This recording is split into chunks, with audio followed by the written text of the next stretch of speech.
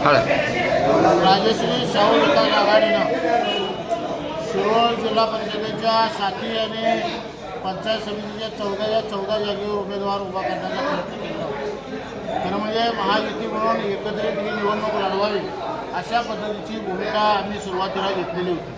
पण महायुतीचा घटक पक्ष असलेल्या भारतीय जनता पार्टीनं वेगळ्या पद्धतीची भूमिका घेतली।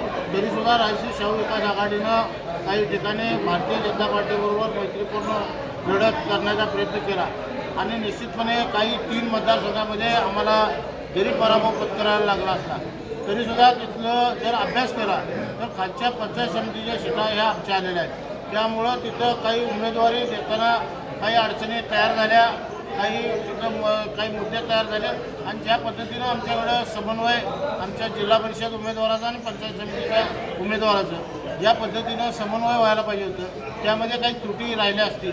त्यामुळं या ठिकाणी त्या 3 मतदारसंघात गेल्या।